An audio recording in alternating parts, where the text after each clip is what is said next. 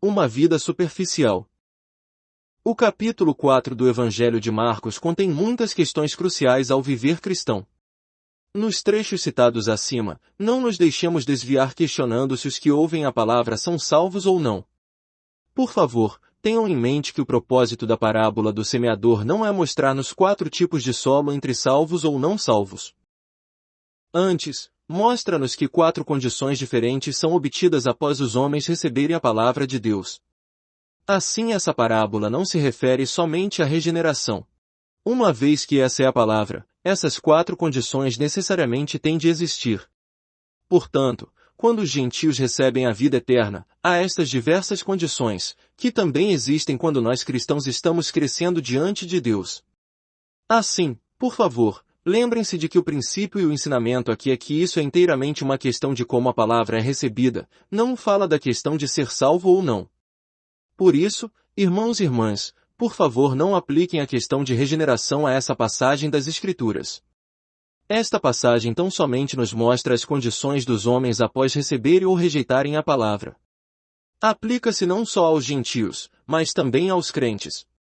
Agora, diante de Deus e por sua graça, quero mostrar-lhes exatamente o tipo de viver do qual Deus pode se agradar, que pode guardar-nos e pode resistir a testes. Precisamos ver até que ponto a palavra de Deus tem de operar em nós para que possamos realmente progredir. Estou cônscio de que diante de Deus todos temos alguma busca espiritual e todos esperamos ser alguém em quem Deus se deleita. Também estou cônscio de que todos esperamos viver uma vida e desempenhar uma tarefa que encontrem a sua aprovação. Realmente, disso é o que todos nós estamos atrás. Por que, então, tantos fracassam no meio do caminho? Por que há tantos que não são capazes de superar alguns pontos em sua jornada?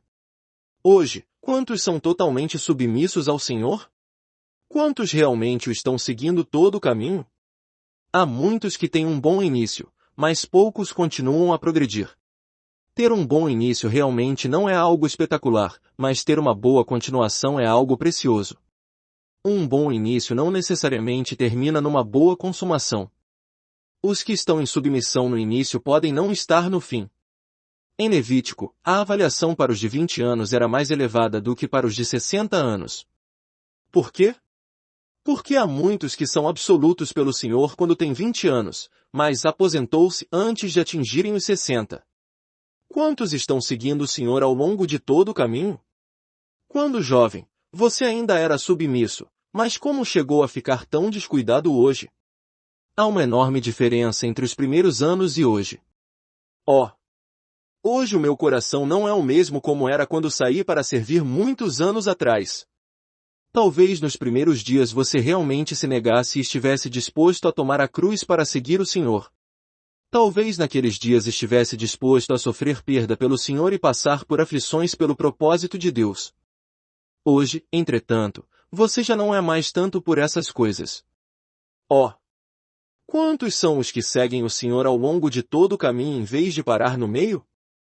Antes de encontrar qualquer dificuldade ou qualquer coisa que vai contra o seu desejo, você pode facilmente dizer ao Senhor, ó Senhor, eu te obedecerei de todos os meios. Todavia, quando percebe que a intenção dele difere da sua, que a ordenação dele e as suas expectativas não são uma, e que a montanha diante de você é alta demais para ser sobreposta, você já não pode mais dizer-lhe as mesmas palavras. A obediência de muitos cristãos é exatamente assim. No início, eles veem quão importante é o propósito eterno de Deus, quão solene é o propósito que Deus confiou ao Senhor, assim, eles decidem obedecê-lo de qualquer maneira. Mais tarde eles descobrem que o caminho que querem trilhar e suas expectativas são diferentes daquilo que Deus tem intenção de fazer com eles. Começam, então, a renunciar ao jugo e a contornar a cruz colocada diante deles, já não estão mais dispostos a seguir o Senhor todo o caminho. Irmãos e irmãs, há um só e único caminho pelo qual o Senhor pode ser glorificado, e este é o caminho da cruz. Não podemos escapar da cruz. Se não recebemos tratamento de Deus, se não estamos dispostos a negar a nós mesmos para tomar a cruz e segui-lo, dia virá quando não poderemos prosseguir. Se o seu ego não recebeu tratamento e se você não se consagrou totalmente agora e para sempre, mais cedo ou mais tarde você enfrentará algo pelo qual não conseguirá passar. Falso progresso espiritual pode ser capaz de enganar vocês bem como os outros, mas o dia virá quando seu ego não conseguirá prosseguir. O homem pode desistir de tudo, mas não do seu ego. Ainda assim, se o ego não receber tratamento completo, tudo será inútil. Antes, você achará impossível seguir o Senhor porque o preço é alto demais. Agora, ao voltarmos outra vez à parábola, busquemos a iluminação do Espírito Santo para que possamos ver o ponto crucial do problema. Marcos 4:5 diz: outra caiu em solo rochoso, onde a terra era pouca, e logo nasceu, visto não ser profunda a terra. O brotar da semente indica que há esperança de ela viver e que ela começou a crescer. Assim a palavra não é mais mera doutrina objetiva, ela tornou-se vida. O receptor não só confirmou que recebeu a palavra, mas também que permitiu-a crescer nele. A casca externa da semente rompeu-se e a vida começou a manifestar-se. Graças ao Senhor porque tivemos tal começo, onde a semente da palavra da cruz germina em nós. O Senhor entretanto nos adverte que, com muitos, tal começo não resultará numa boa consumação.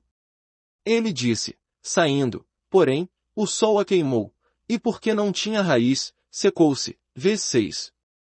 Aqui está o quadro de um homem do qual acabamos de falar, que teve um esplêndido início, mas um fim doloroso, alguém que foi obediente no começo, mas desertou a meio caminho e que estava disposto a dar seu tudo ao Senhor, somente para depois mudar de ideia. Tal pessoa tem um brotar, seguido logo depois de um murchar. Brotar significa que há vida, murchar significa que não há mais esperança.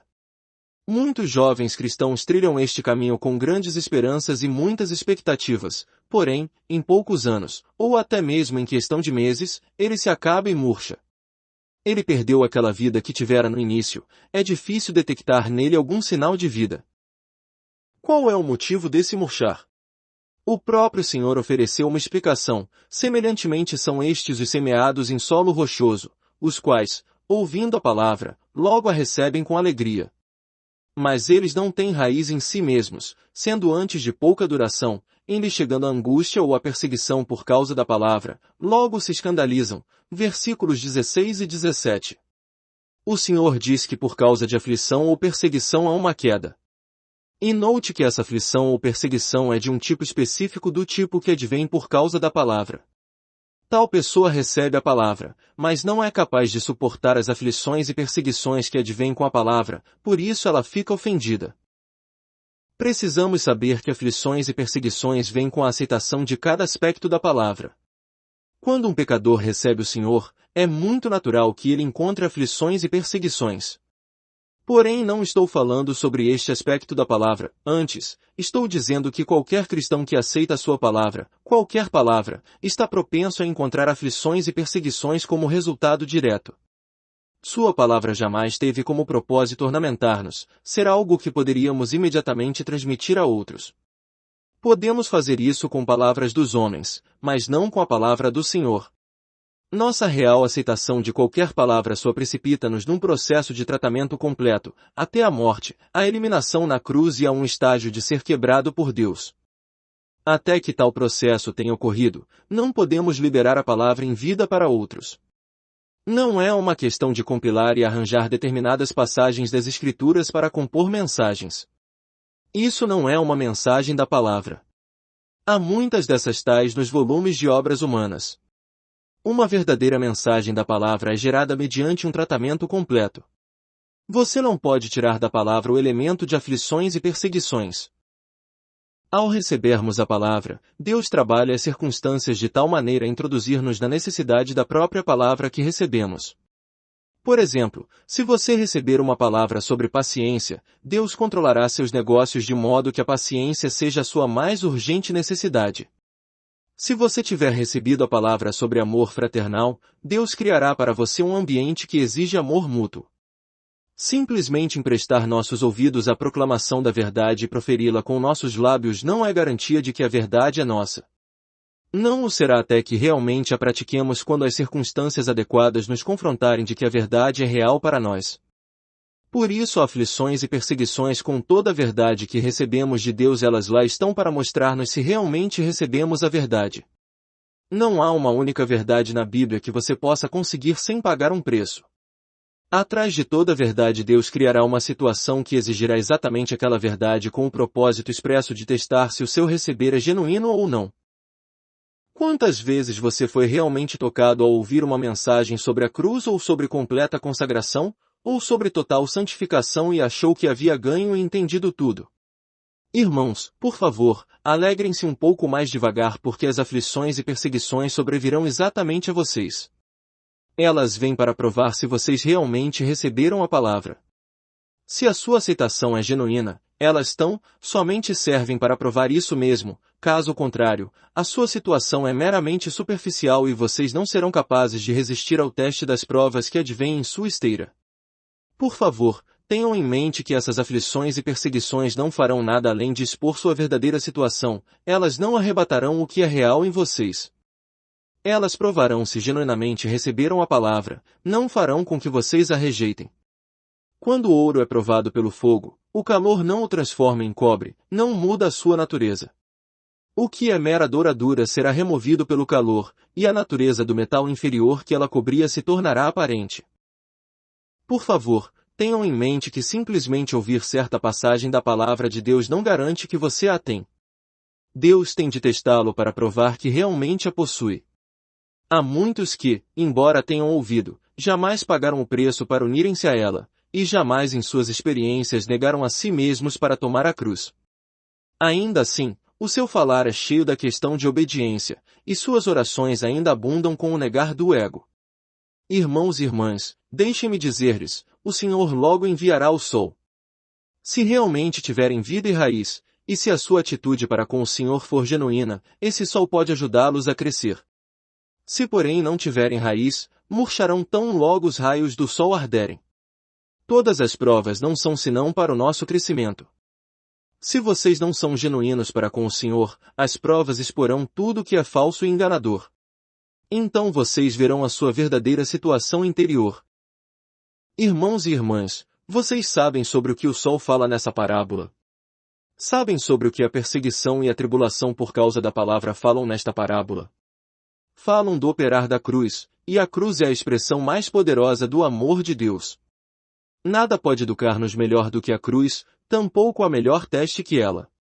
A cruz separa todas as pessoas neste mundo em dois lados, vitória e derrota. A diferença entre nós e os outros é a cruz, ela nos separa. Quando nos chegamos a Ele e começamos a regozijar-nos em sua salvação, sentimos-nos confiantes de que o seguiríamos todo o caminho. Entretanto, por favor, lembrem-se de que se tiverem essa concepção, vocês já estarão enganados porque não conhecem a sua verdadeira condição. Deus não lhe permitiria jamais conhecer o seu estado real, daí ele ter de operar para fazê-lo ver o seu verdadeiro ego. Uma vez que você se superestima, Deus tem de testá-lo. E já que ele não lhe permitirá permanecer em trevas para sempre, ele aplica a cruz à sua vida de modo que você veja seu ego. O dia virá quando você, por fim, terá uma disputa com Deus. Temo que muitos cristãos têm suas discussões com Deus. Quando você fica muito confiante de que a vontade de Deus é o seu único desejo, você pode de repente descobrir que a sua vontade e a dele se chocaram. Ele quer que você vá em uma direção e você quer ir em outra. Você já terá formado as suas próprias ideias quanto à direção a que a vontade de Deus o conduzirá e o que isso envolverá. Agora você descobre que isso é totalmente diferente do que visualizara e que não gosta disso.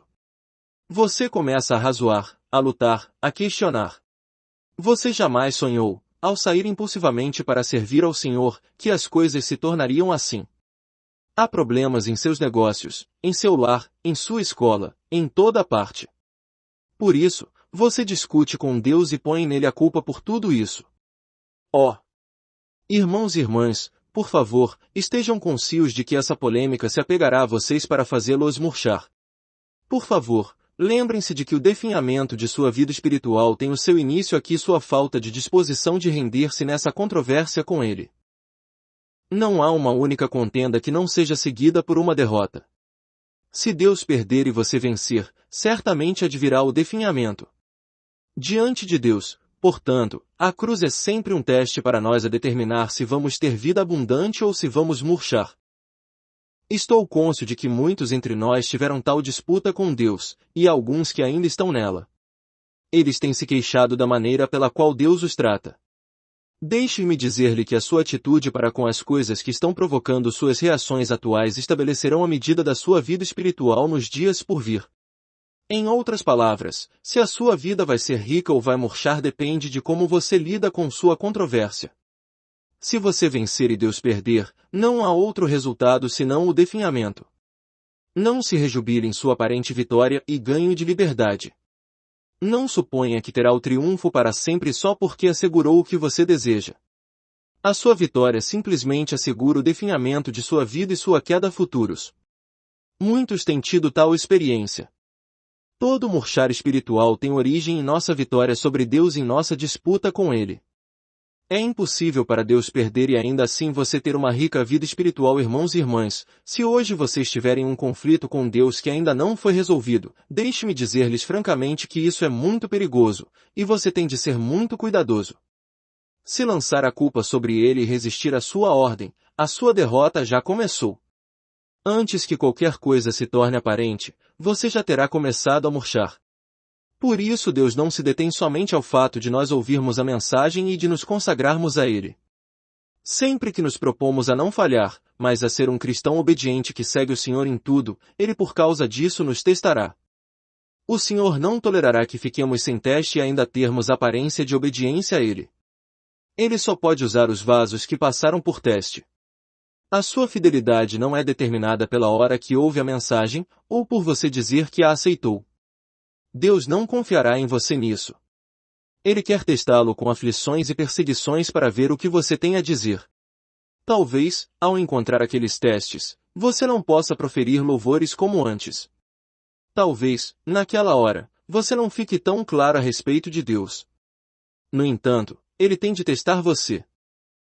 Logo depois de eu sair para servir ao Senhor, fui visitar uma irmã mais velha em Cristo.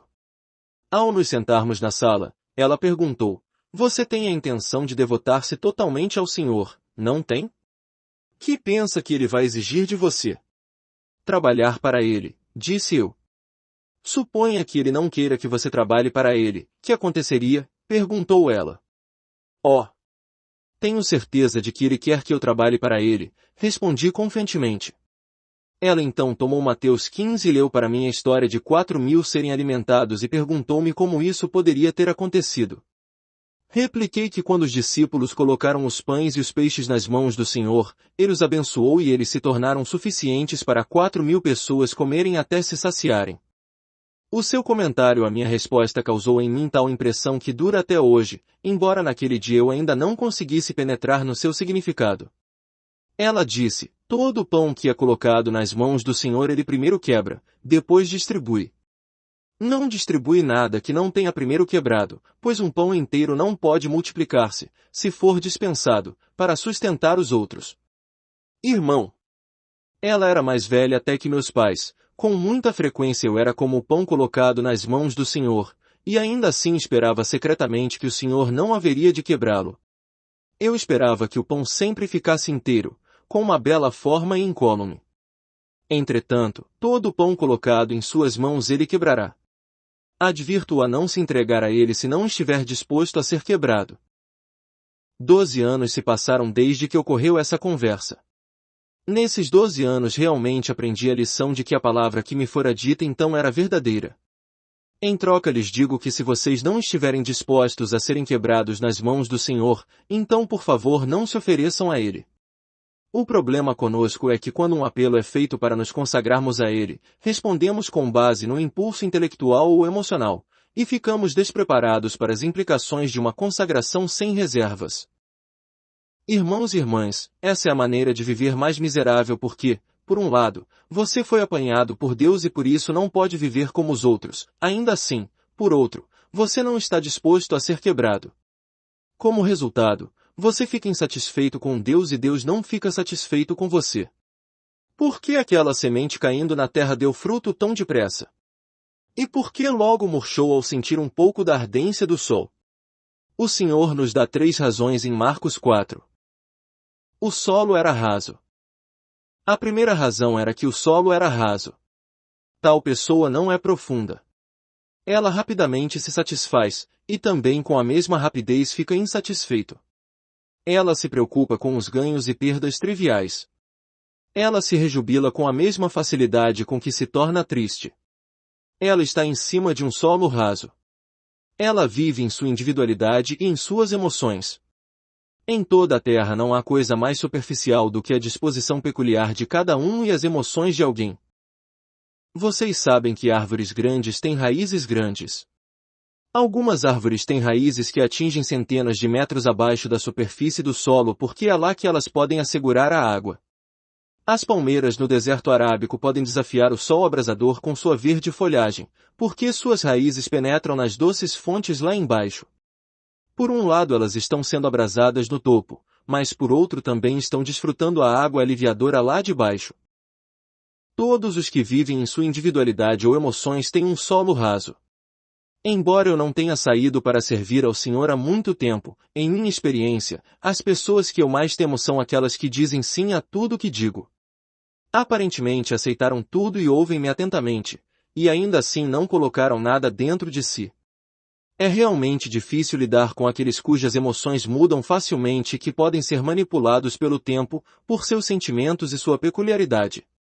Entretanto, os que têm profundidade são diferentes. Eles podem sentir o Senhor atrás das circunstâncias.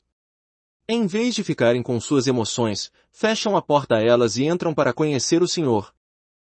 Irmãos e irmãs, qual é o resultado daqueles com terra rasa? O Senhor está aqui nos ensinando uma profunda lição. Uma pessoa que não olha para o Senhor atrás das circunstâncias, mas vive de acordo com essas circunstâncias e suas emoções, não consegue obter nada da palavra. O que estamos fazendo hoje? Estamos procurando ser seus vencedores, mas se formos o tipo de pessoa mencionado antes, que escassamente conhece o Senhor, então absolutamente não há possibilidade de vencermos. Muitos cristãos alegram-se quando prosperam, mas ficam deprimidos em tudo quando sobrevêm as trevas. Eles não vivem pelo Senhor, vivem de acordo com as palavras dos homens, seus próprios pensamentos e a ordem das circunstâncias ao seu redor. Eles estão acabados tão logo enfrentam testes. Cá então logo chega a cruz. Tal pessoa não é de muita utilidade para o Senhor. Sem raiz.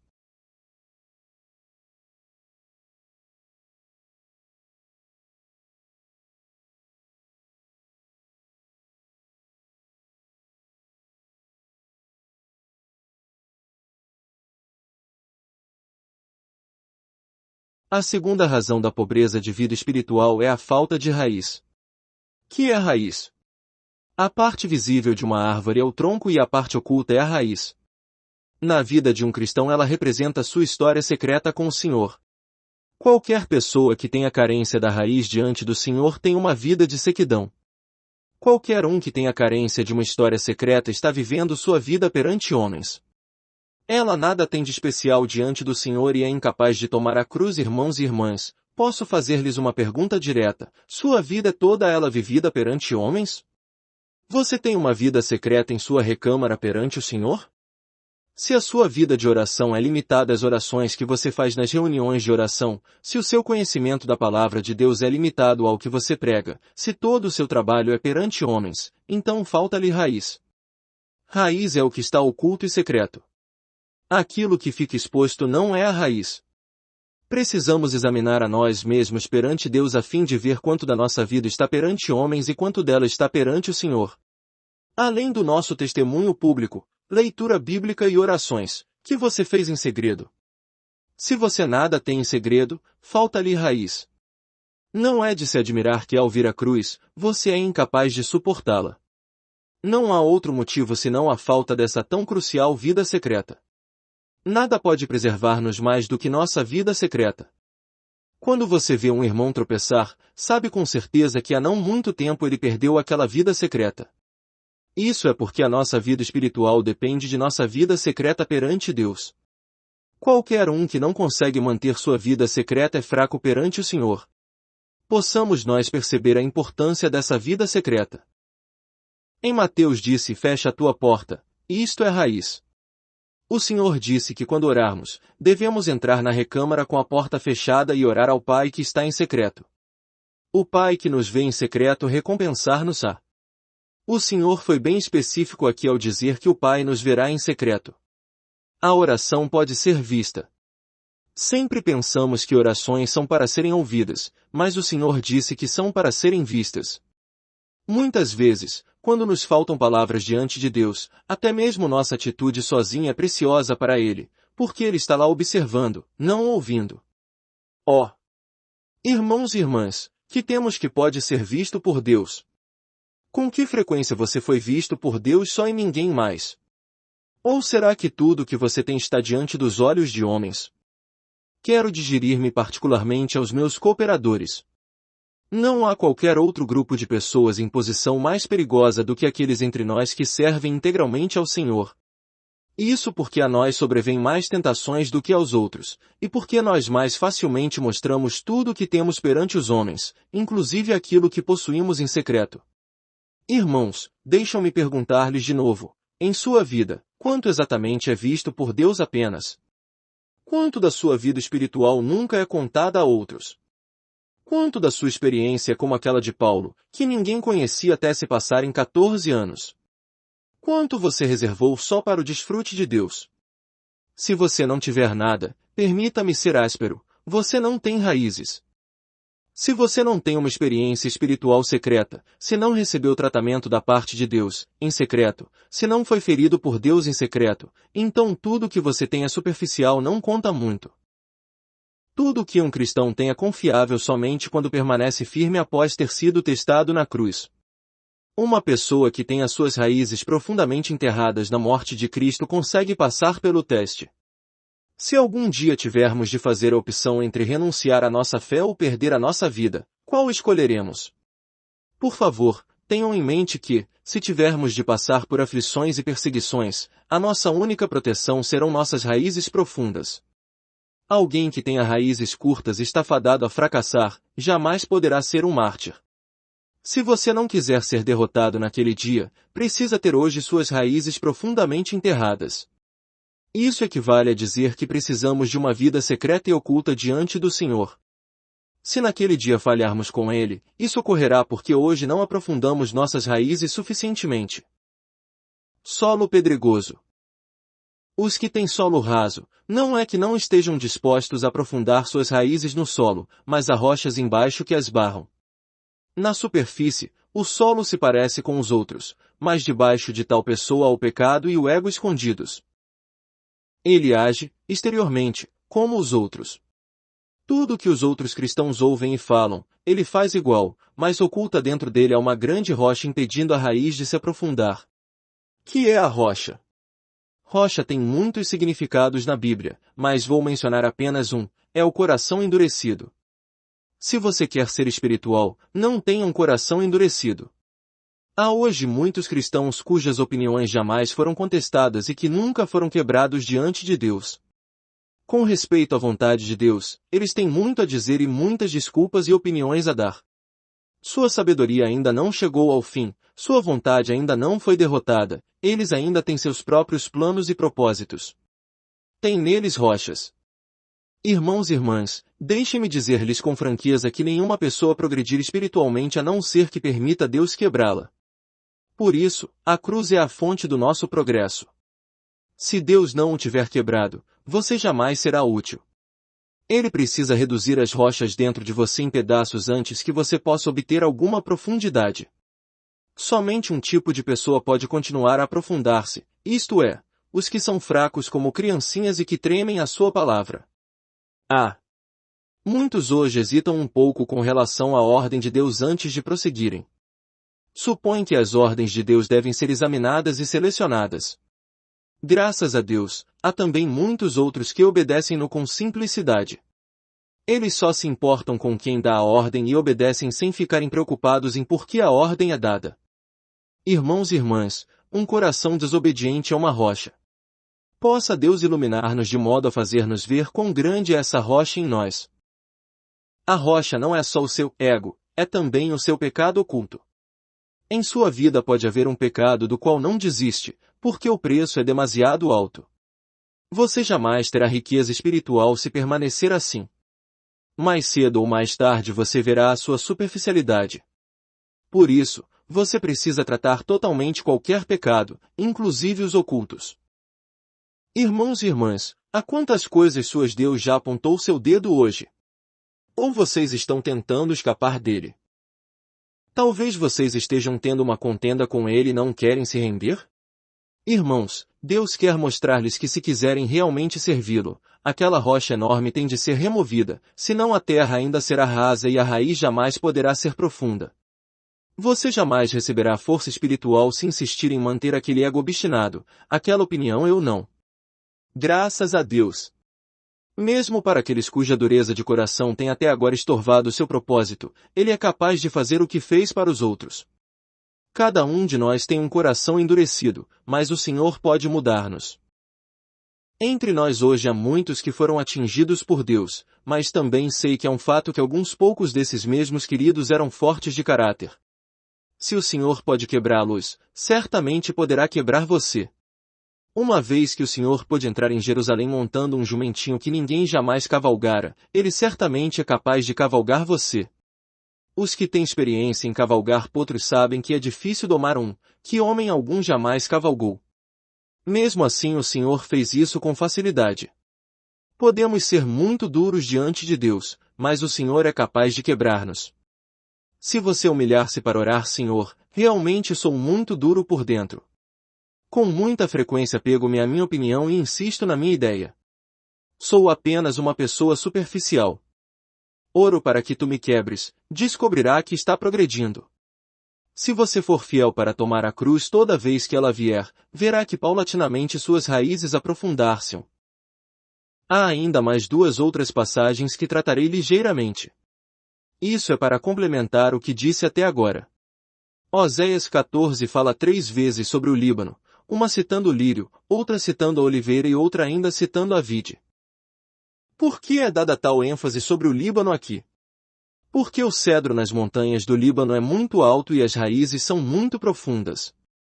Praticamente não há outra árvore que possa rivalizar com o cedro. A Bíblia usa o cedro do Líbano para representar a maior e mais alta árvore na terra. Ele também é citado como símbolo daquelas pessoas que aprofundam suas raízes. Por favor, não leve muito em consideração o que as pessoas mundanas têm a dizer sobre essa questão. De acordo com a Bíblia, todo aquele que aprofunda suas raízes agrada ao Senhor. Nesta passagem, o Líbano é citado com relação ao lírio, depois a oliveira e por fim a vide. Por que o lírio está ligado ao Líbano?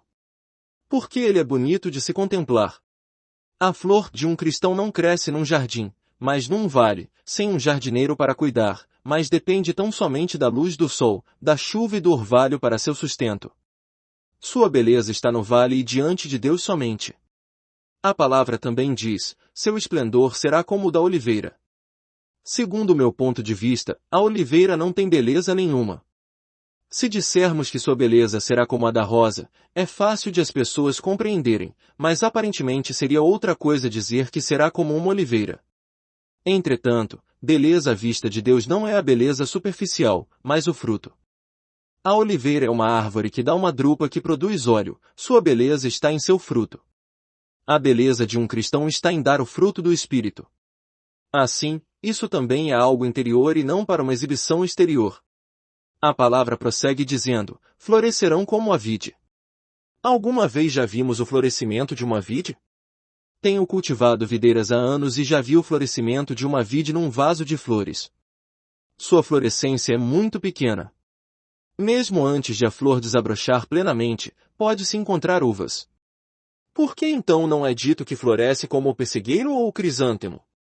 Porque a nossa flor não é para a beleza, mas para dar frutos. Há 3 tipos de flores na terra. A primeira é só para os homens apreciarem, como o crisântemo. A segunda tem tanto flores como frutos, como o pessegueiro. A terceira é só para a frutificação, como a vide. O que Deus requer de um cristão é que ele aprofunde as raízes. O Líbano é aqui mencionado 3 vezes, todas com o propósito de atrair a nossa atenção para a vida de profundidade. Isso é crucial. Talvez o fruto espiritual não tenha beleza externa, mas nós vivemos para Deus. É suficiente que ele esteja satisfeito.